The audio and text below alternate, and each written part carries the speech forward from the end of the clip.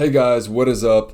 I am back, and today we're doing a full 7 round Seahawks mock draft post week 6. 3 straight losses. Really bad time for the Seahawks. I have a slideshow here. I did some good research on these players.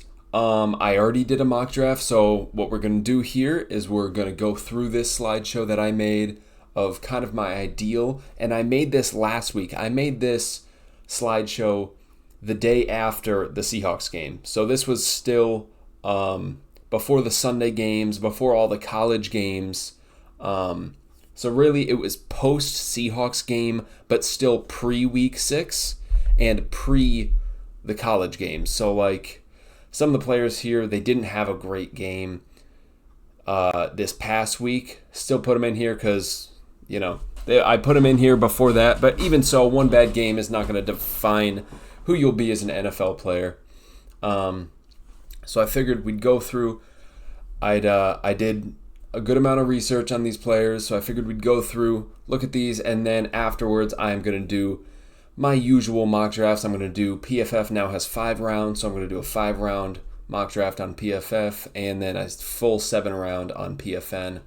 So here's the full Seahawks mock draft post week 6, which again, pre-week 6, just post Seahawks game. So this is the draft order that I have here. We have round 1, pick 15. I think now it's moved down to 14 because a couple teams won on Sunday. And we have pick 48, 79, 117, and then we have some compensatory picks in 136, 172, and 210. Then we have 193 from the Bears and 229. And then let's get to our first pick here. So round 1, pick 15, a guy that had a really bad game. I got Denzel Burke, cornerback, Ohio State. He did have a really terrible game. He allowed over 200 yards, I think, and multiple touchdowns. So really bad game for him. I'm still going to keep him in. One bad game. Everybody can have a fluky game like that. But overall, I think he's a really reliable guy. And Trey Brown, gone after this year most likely. So I think he's a good guy to have come in and be that cornerback 3. And I really, really, really love the idea of having a really good cornerback trio, and he is much better than Trey Brown. So let's go on to this. Denzel Burke, Ohio State guy. He has a 72 overall PFF grade, 4 picks, 21 pass breakups. Watching some of his film, I have seen he does have great vision. He can read route concepts really well. It's really impressive, something that we definitely need from that cornerback 3 spot there. Pair him outside corner with Reek Woolen, have Spoon kind of in the slot, and I really like that. He's very smooth and fluid when changing direction. I love his footwork. I think he has really great footwork. He's really good at recognizing the play. I have seen there were several plays where he kind of dropped back. He's going to press, immediately realizes that it's a run play. He breaks off and immediately just sprints to the ball. He has great ball skills, elite timing. That's why you could see the 21 pass breakups. He's really good at getting his hand in there on time and just knocking the ball out. I really like his game overall. I have some weaknesses here too for all the players. He is overall kind of a weaker tackler. His tackling mechanics kind of aren't all there. He needs to wrap up a bit better. So if we do get him, we would have kind of a tackling problem with our outside corners in Reek, Woolen, and Denzel Burke. But overall, for Denzel Burke, I think it's more the mechanics because he has the size. I think he can do it. He just needs to kind of work on that. He is susceptible to being out-leveraged. I did notice that quite a bit. And he does struggle to defeat stock blocks. So he's not, he's 6'1", he's 190. He's not going to be able to kind of like push through a guy if a tight end gets on him in run blocking, it's game over for him. He's not getting involved in the play at all.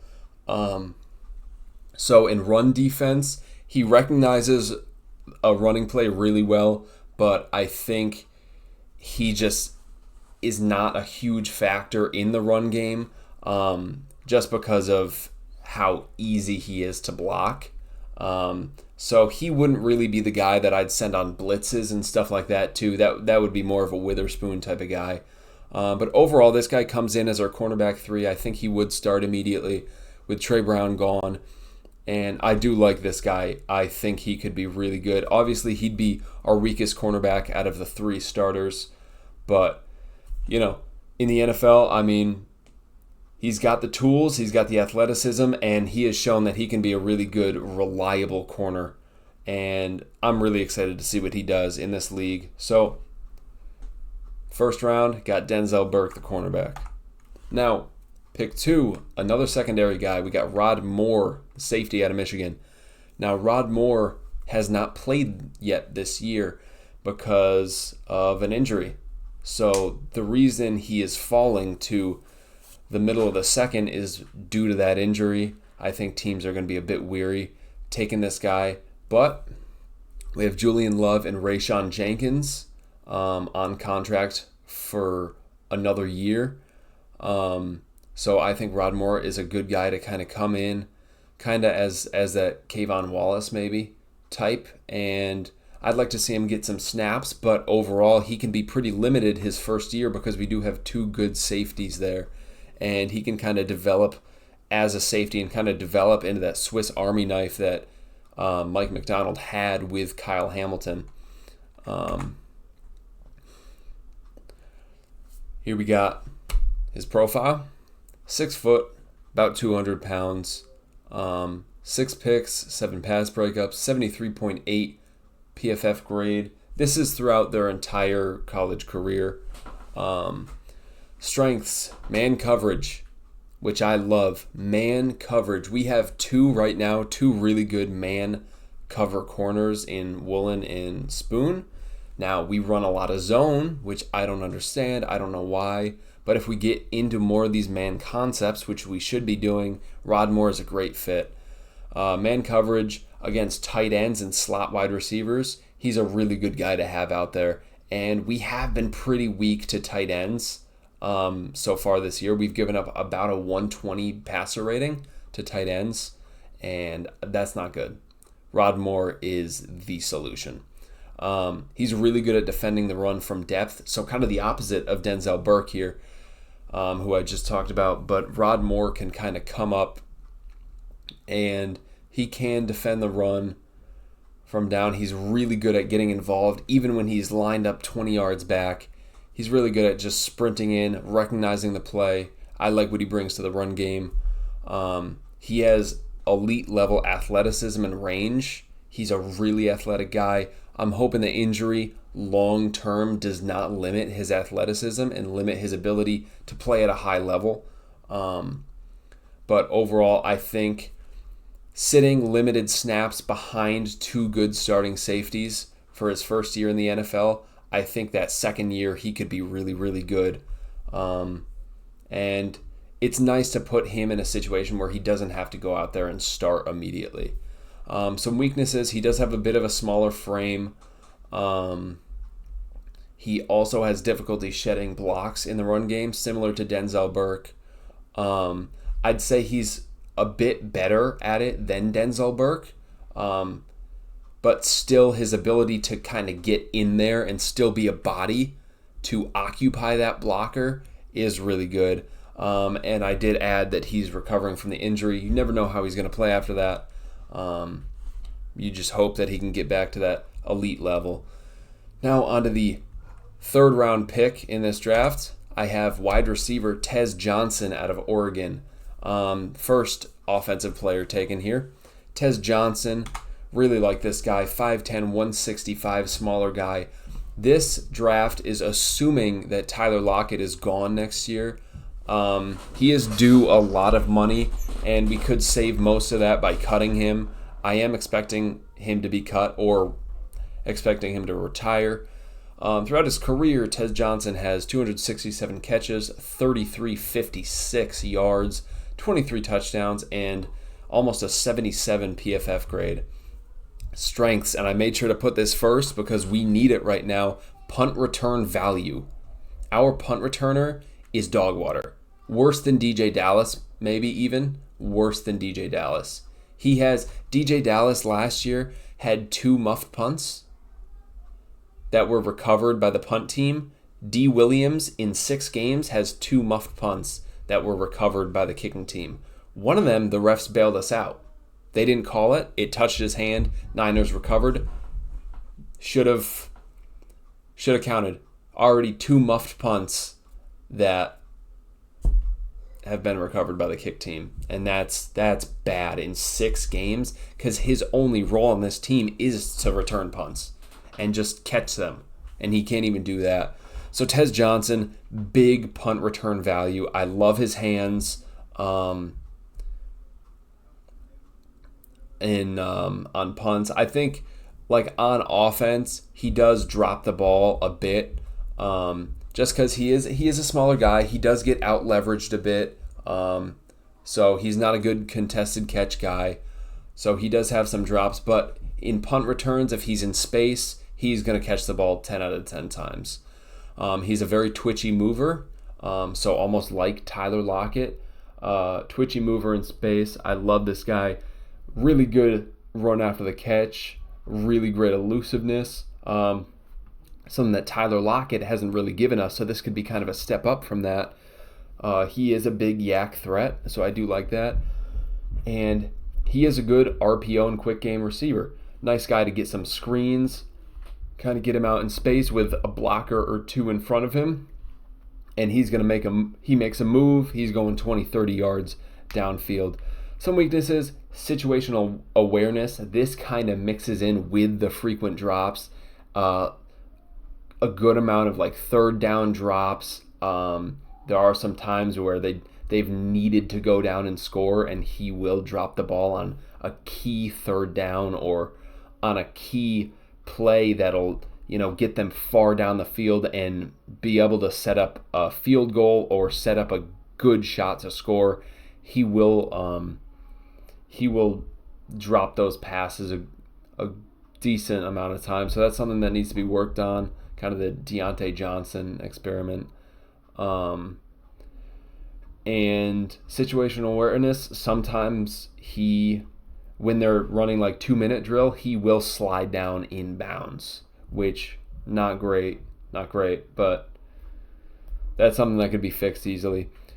Smaller frame and limited catch radius. Of course, he's 5'10", 165, so he's not a contested catch threat. He's not going to body somebody and jump over them. It's not going to happen.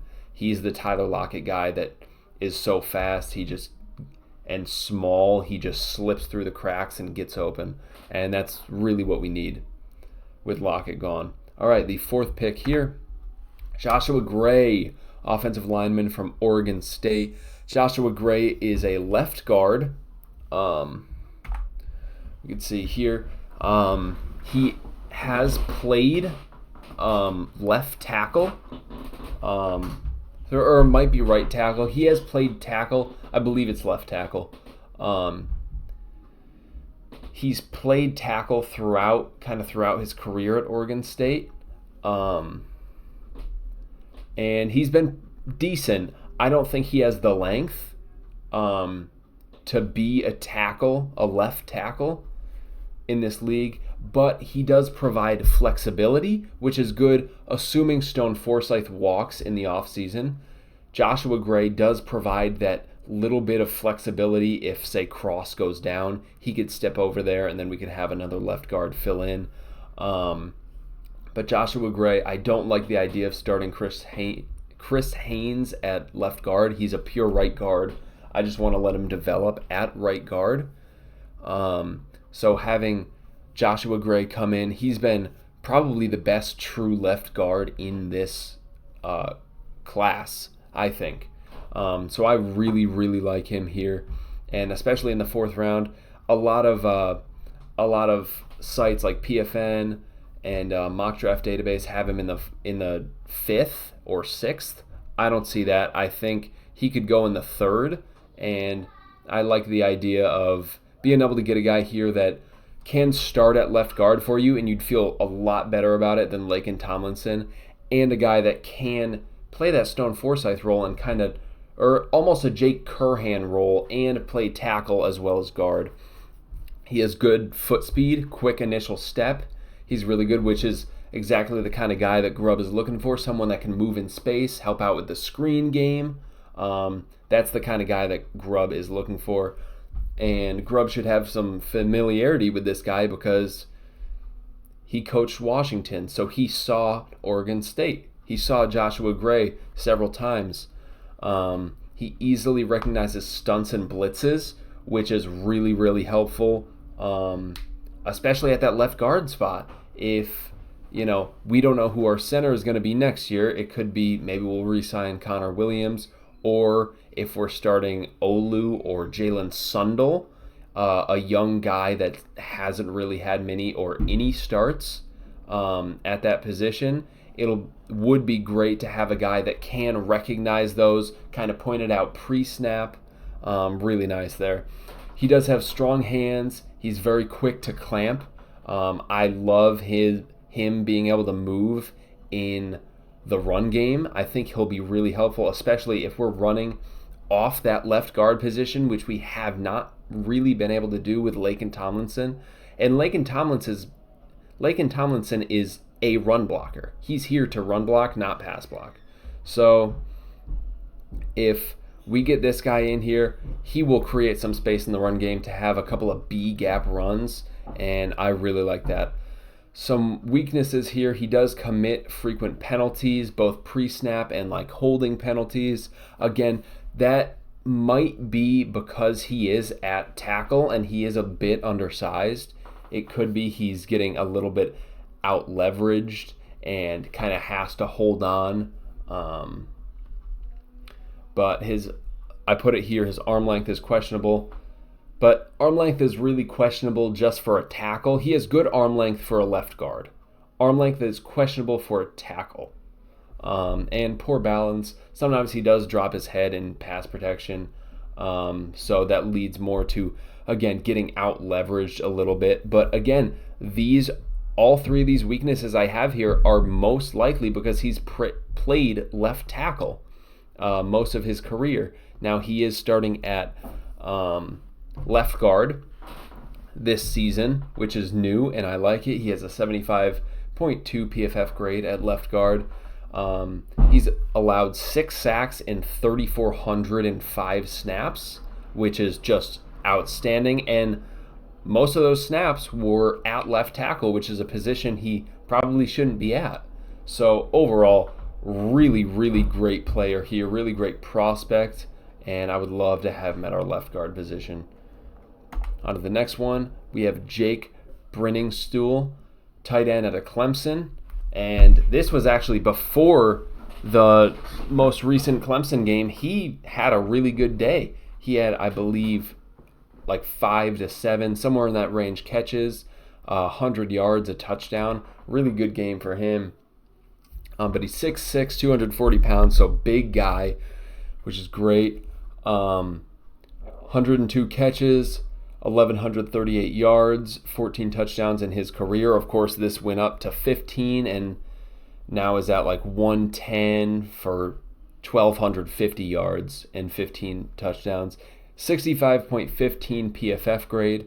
Strength, he's got a big frame, obviously, 6'6", 240, and catch radius. So I do love getting this guy. I don't know what's going to happen with Fant. Farrell Brown is going to be gone, likely.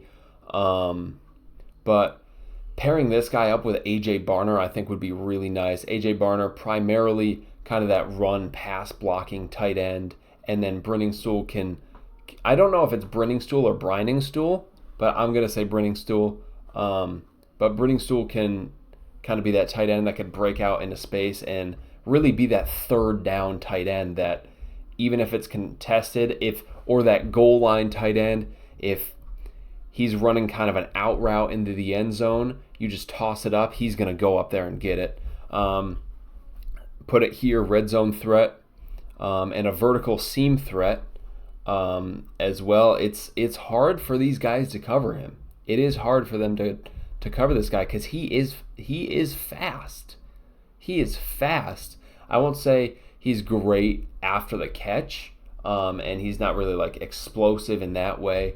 But he is a fast guy, and he's a pretty good route runner overall for a 6'6" tight end. Weaknesses, I have creating yards after the catch. He's not really going to do that. Barner is probably going to do that a bit more than Brenningstool. But we wouldn't need this guy to be our yak threat. Really, this is a guy that we kind of use in run and pass protection, but mainly we just use him to kind of third down, go up and get the ball.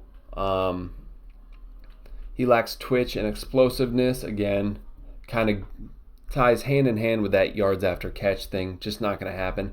And he doesn't really use his body to catch passes. Sometimes I've noticed, which does lead to drops. He has pretty good hands. Just sometimes it'll be put, it'll be put right here, and instead of just pulling it in, he'll put his hands out and try to get it. And it is a little frustrating trying to watch, but that's something that can be coached out of him.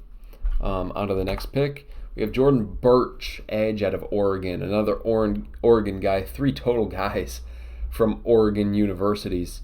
But Jordan Birch, the edge rusher, 6'6", 296 pounds, 11 sacks and 102 pressures in his career, almost a 70 PFF grade. I really like this guy. He has good burst, linear explosion, but he's a really fast guy off the edge. And we look at our edge room here. We have Boye and Derek Hall, of course. Boye, I'd expect him to get extended this offseason. I'm expecting Dre Jones to get cut. And behind that, really, who do we have? We have Nwosu, but he's been injured constantly. So we don't know if he's going to come back. We don't know what it's going to look like when he comes back. So it's good to get an edge. We probably should take an edge in the first 2 days. I think a round 1 edge could be a good idea for us. But if we can't, Jordan Birch in day 3 is a really good guy to get. Really good depth piece here. And I think he could be a good rotational edge. He's strong. He has a densely built frame. He is a great run defender off the edge, which something we haven't had in a while. Daryl Taylor, I'm looking at you. But having a good run defender on the edge is so valuable for this team. He has great closing speed on the football, so almost what we saw with Boye Mafe on Deebo Samuel's touchdown on Thursday Night Football. He does have shorter arm length, which is a bit concerning, which also leads to the bottom one here, difficulty shedding blocks. He kind of relies on that burst and explosion to just kind of overwhelm the just to kind of overwhelm the tackle. And that's usually where he gets his pressures and sacks because he's just so fast, they're not ready for it. But if they do get a good stance, good balance, and kind of work him around, he's typically going to be shut down, which ties into the inconsistent pass rush. Sometimes he has great burst and gets off and is just super explosive, Jadeveon Clowney type, and then other plays he's just kind of a non-factor. So overall, really like this guy. Good rotational piece. And yeah, on to the next. Nofuafia Tulifono. I believe that's how you pronounce it. I could be wrong. Nofuafia Tulifono. But he's a center out of Wyoming. 6'2", 325 pounds. 2 sacks allowed in almost 2,000 snaps. 63.66 PFF grade. I like this guy. Now, this likely won't happen. This is a weaker center class. I seriously doubt that we'll take a center because we have Olu. We could re-sign Connor Williams. Don't know if we will. But we could re-sign Connor Williams. We have Olu. And we have Jalen Sundle, and they really seem to like Jalen Sundle because he has been active for all of our games, and Olu keeps being put as a healthy scratch. So we have 3 centers on our roster right now. Probably don't need a center, but this is assuming right now, because I don't know, this is assuming we don't re-sign Connor Williams, and it sounds like they don't really like Olu. So this is assuming we don't re-sign Connor and Olu probably gets cut. And then we get this guy in here. And he could at least kind of fight for that practice squad spot, I'd say. Fight for a practice squad spot. Wouldn't expect him to be a starter at all. Just a good backup center that I'd like to have on this team. He is explosive in space, something that fits to Grubb's scheme. He has a low center of gravity and tremendous anchor strength, kind of go hand in hand there. But if he sets his feet, he's not moving. He's not moving at all. You're not going to get through him unless you're Aaron Donald. He's got a good chance against you. Weaknesses: run blocking does need improvement. He's good, especially I want to say in the screen game, but run blocking in general doesn't get. Again, he's mainly a pass protection guy because he can just kind of anchor in and keep you there. He's not great at kind of getting downfield and really throwing blocks. And does have frequent penalties. As a center, that is going to happen sometimes, especially as a young guy. It's going to happen, something that will probably improve throughout his career.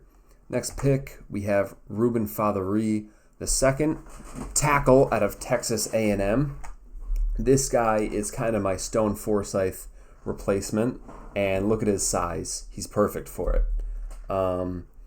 But Stone Forsythe gone. Stone Forsythe, he can kind of rotate between tackle positions as that backup or third string guy, and I like having that guy on our team, and I think we're going to lose him. I think fans give him a lot of hate. Like, he's a third string tackle. He's a third string left tackle, and he's being played at right tackle right now. So that's about the equivalent of playing a practice squad right tackle. You know, you're getting the play that you would expect. He's playing out of position. He's a third stringer. It's not going to work. And putting a third string right tackle out against Nick Bosa is like, come on. You can't complain that he's not playing well. He's doing the best he can. He is.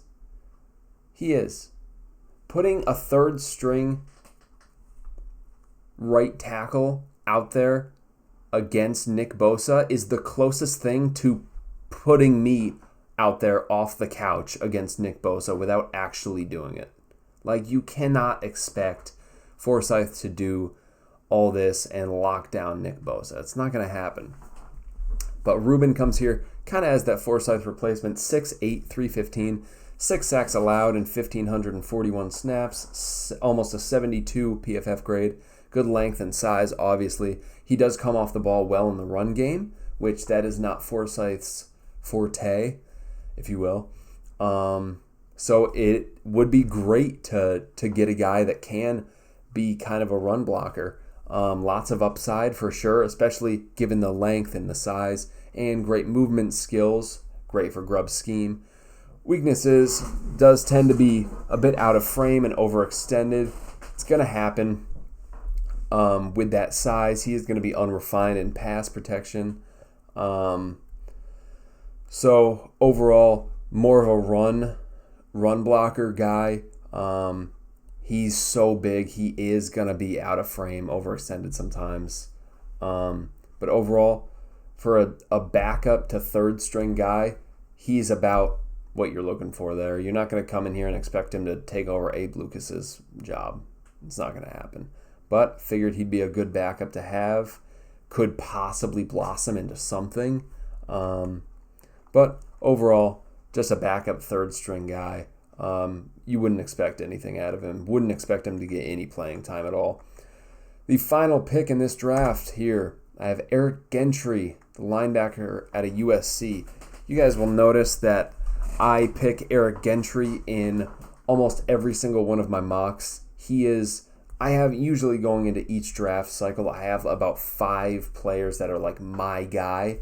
And I don't really have any of those guys yet except for Eric Gentry. Eric Gentry is my guy, and I don't really have anyone else that is. So Eric Gentry right now is my only guy in this draft, but I'm going to take him in almost every single mock. I love this guy. He's 6'6", 215 pounds. He has 6 sacks, 143 tackles, 2 picks, almost a 70 PFF grade. He's really quick, and he does use his length effectively. A 6'6" linebacker. I mean, come on now. He holds ground against much bigger blockers, which is great. I mean, if they're especially in like the screen game or in the run game, if they're trying to hit you with like those B-gap runs, he will, and you get the center coming forward, he will hold his ground against a center or a guard. He can't really disengage, which you wouldn't expect him to. You wouldn't expect an off-ball linebacker to be able to disengage from blocks from a center or a guard that are 330 pounds. Wouldn't expect that. But he has great speed to chase and run in pursuit. He's really fast. Weaknesses, I did say this, trouble disengaging blocks from O-linemen and lacks strength to anchor, which does kind of go hand in hand. He doesn't really play with a physical edge, which you would like to see from a guy, especially at 6'6". But overall, I think he's a really good run defender, which we need, and he's a great guy to, as you can see here, he's a great guy to drop in coverage, and you could send him in kind of those stunts. I mean, he's 6'6". He's going to be pretty intimidating coming off the edge there as well. And this is a guy you probably could play off the edge if you really wanted to. Of course, he's light, 6'6", 215. He's light. But this is a guy you could kind of double stack that edge and throw him out there. So overall, this is my 2025 draft here with the slideshow. We're going to move on to the mock draft simulators. We have PFF right here, which they do have the pick at 14. So let's go in here, and we're going to see what else we can do here. So on the clock at 14, let's take a look here. Nick Scorton, I don't think there's anything to say. I think Nick Scorton on the board he's the guy. Ben Morrison unfortunately suffered a season-ending injury, so I feel like he's probably gonna go back for next season because of this injury. So I'm gonna refrain from drafting Ben Morrison, as well as Harold Perkins, I believe. Josh Simmons as well, season-ending injury, and Harold Perkins, which is down here. They dropped him. He was a first-rounder. Harold Perkins as well suffered that season-ender. So I'm going to refrain from picking any of the season-ending injury guys. But Nick Scorton on the board here, really good edge player. Would love for him to come in kind of as that third edge because, again, we don't know what's up with Nwosu. And there is no way that Sebastian Castro is still here. That's a great pick there. Tyler Booker, I think, is the move here. Tyler Booker, probably a little bit of a better left guard than Joshua Gray. I did misspeak a little bit when I said he was probably the best true left guard. That would be Tyler Booker. Joshua Gray is kind of right behind him. But Tyler Booker, best left guard in the class. If we can get that left guard position, I don't think it'll happen with John Schneider. He just doesn't like drafting guards too high. But this is what I want to do. And Tyler Booker on the board here is going to be a great grab.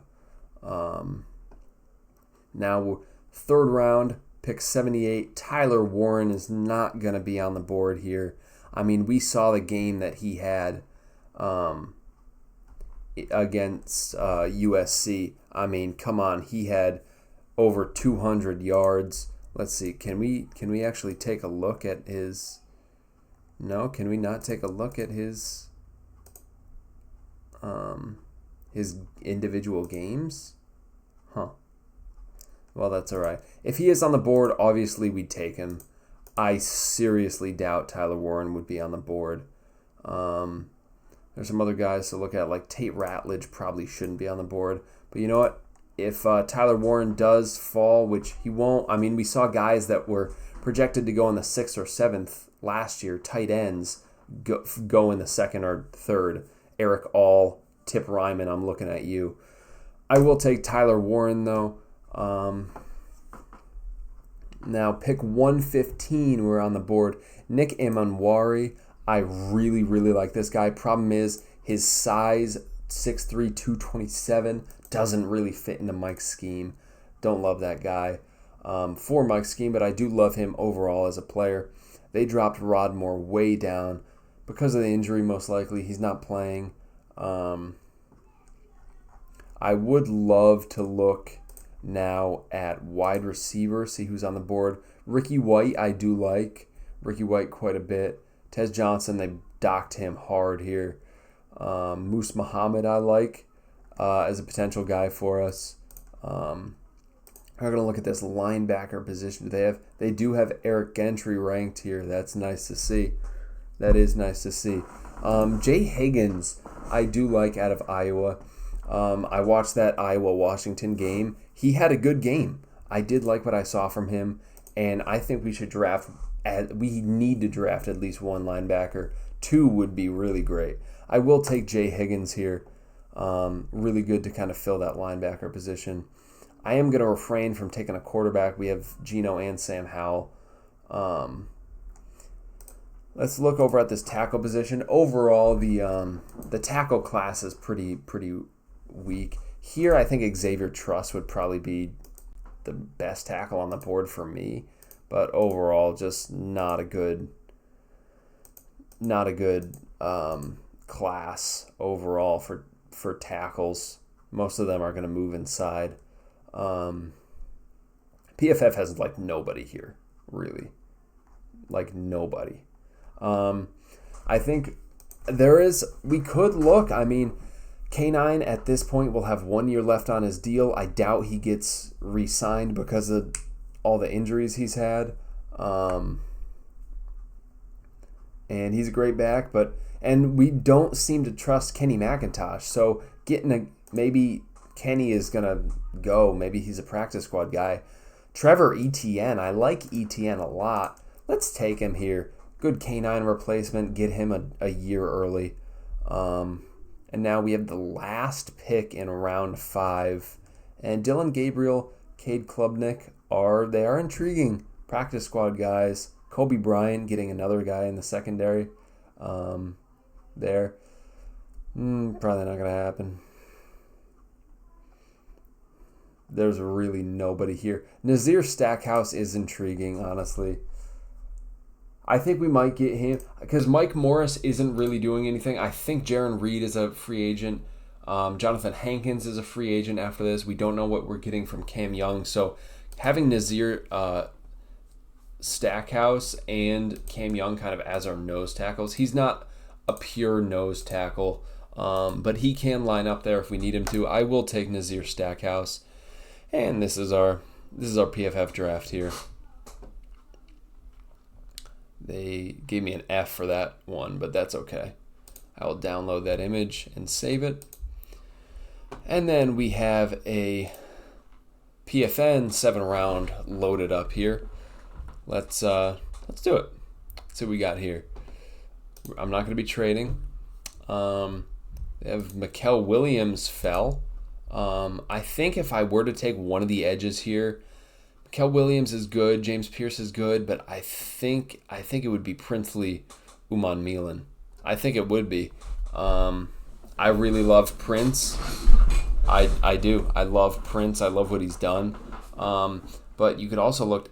Ashton Jeanty is on the board, and Ashton Jeanty he's good. He's good. He's might be the best running back prospect we've ever seen. Period. He is good. So this is a position, if he is on the board at 14, we could trade back and we could get something for him. Of course, those offers all suck. Not going to happen. I don't love the idea of taking a running back in the first round, unless we're planning on trading K9. I don't think so. I think here, all these guys on the board, they are intriguing. I don't know here. Will Campbell, no, we don't need that guy. Tyler Booker is here too. We could take him, but this is too early for Booker, in my opinion. I think overall, I will take Prince at edge. I really like that guy. And if you watch the tape, he's everywhere. He is everywhere. Everywhere. All right, let's see here. Who do we have on the board? What I love, Tyler Warren again is intriguing. Jalen Royals has risen up my board a lot. I like what he's been doing. Do we double dip at edge and go with Prince and JT? That would be something. That would be something. I think if Tyler Warren's on the board, I think you take him at 48. If he's on the board at 48, you take him. That's just how it goes. All right. Let's see. Jalen Royals on the board. He's an intriguing prospect. I like what he brings to the table. He's kind of risen up. But really, nobody was really looking at him until what he's done this year. Gunnar Helm actually had a good game, too. He's an intriguing player. Overall here at 79, this would be a good spot to trade back because I don't love anybody here. I think Jalen Royals is intriguing. Look at linebacker. Danny Stutzman is a good guy, and I think he is kind of a third-round guy. I will take Danny Stutzman there. All right. 115. Marcus Mbao. He's actually been pretty decent. He had a good game. This most recent game, he had a good game. And I like him, but even more than that, I like Blake Miller out of Clemson. He's a good right tackle, and I'd love him as a prospect going forward because that position is kind of wide open with Abe Lucas. So I would love to get that guy there. All right, 135, we're on the board. And let's see. Let's look at wide receiver, shall we? We have so far taken an edge, a linebacker, a tight end, and an offensive tackle. Let's see. Wide receivers here. I like Ja'Cory Brooks, the Cardinal. DeCorian Clark, I do like him too. Squirrel White is such a great name. Such a great name, Squirrel White. I do like Ricky White. Overall, what? Joshua Gray is on the board, so obviously we're going to take him there. Did not expect him to be on the board, and he likely won't be at that point. 169, we're on the board, and Yaya Black is a good prospect. Would love to get him there. 191. Let's see, are there any other linebackers on the board? Power Eccles is interesting. Tyreen Powell as well. Jay Higgins I do like, of course. They have him ranked a bit too low for me. Let's look at that secondary. Xavier Watts and Kobe Savage probably will not be here at this point, but Xavier Watts, it's possible he falls. They have Malachi Moore at 282. Malachi Moore is an intriguing prospect. I wouldn't take him until... I wouldn't take him right now, I don't think. I think we need to see some more from him. But I will go with Xavier Watts there. Now we can probably go with a wide receiver here. Looking at who we've grabbed so far. DeCorian Clark. DeCorian Clark is going to be the guy that I'm going to grab here. And now one pick left, right? 2 picks left. They gave us... Why did they give us... Why do we have 3 6-round picks?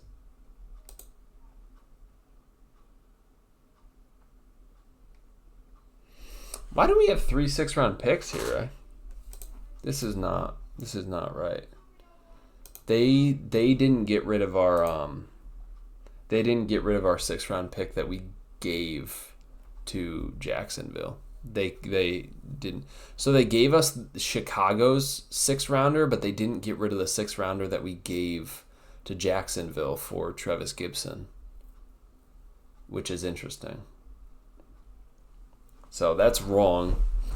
That is wrong, but I'll roll with it. I will take Klubnik here, practice squad quarterback. He could fight for the practice squad spot.